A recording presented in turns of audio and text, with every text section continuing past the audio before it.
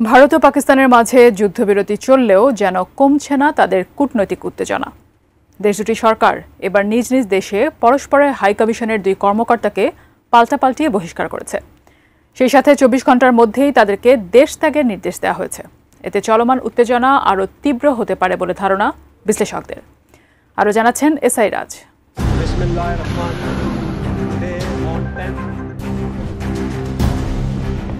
পরমাণু শক্তিধর প্রতিবেশী দুই দেশ ভারত ও পাকিস্তানের মধ্যে যুদ্ধবিরতির পর কাশ্মীরের নিয়ন্ত্রণ রেখায় পরিস্থিতি কিছুটা শান্ত হয়ে আসছে।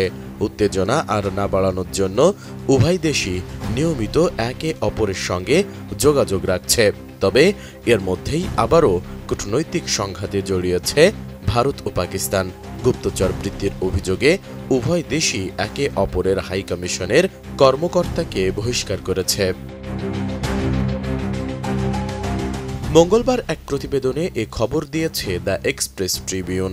সংবাদ মাধ্যমটি বলছে, ভারত ও পাকিস্তানের মধ্যে উত্তেজনা যখন চূড়ান্ত পর্যায়ে পৌঁছেছে, ঠিক তখনই দুই দেশ গুপ্তচর বৃত্তির অভিযোগে একে অপরের হাইকমিশনের কর্মকর্তাকে বহিষ্কার করেছে।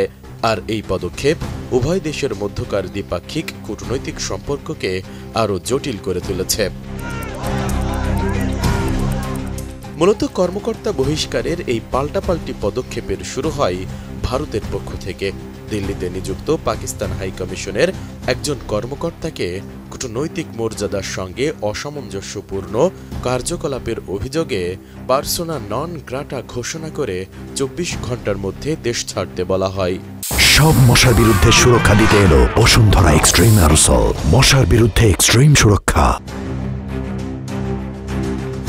ভারতের পররাষ্ট্র মন্ত্রণালয় এক বিবৃতিতে এ তথ্য জানায়। ভারতের পক্ষ থেকে এই সিদ্ধান্ত এমন এক সময়ে নেওয়া হয় যখন দেশটির পাঞ্জাব রাজ্যে দুই ব্যক্তিকে গ্রেফতার করা হয়, যাদের বিরুদ্ধে পাকিস্তানি এক হ্যান্ডলারকে সেনাবাহিনীর সংবেদনশীল তথ্য ফাঁস করার অভিযোগ রয়েছে।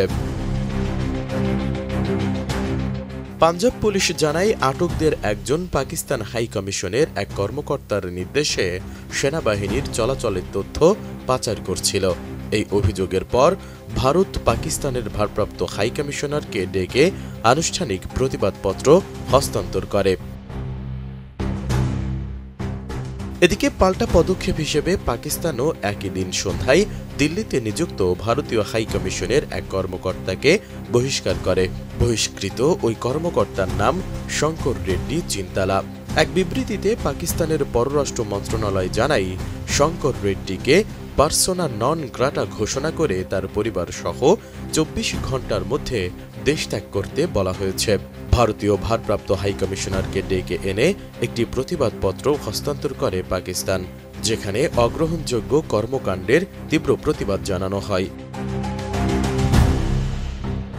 পাকিস্তানের পররাষ্ট্র দপ্তর একই সঙ্গে ভারতীয় হাইকমিশনকে স্মরণ করিয়ে দেয়, কূটনৈতিক রীতিনীতি অনুসরণ করা এবং দায়িত্বের অপব্যবহার না করাই একটি দায়িত্বশীল রাষ্ট্রের আচরণ হওয়া উচিত।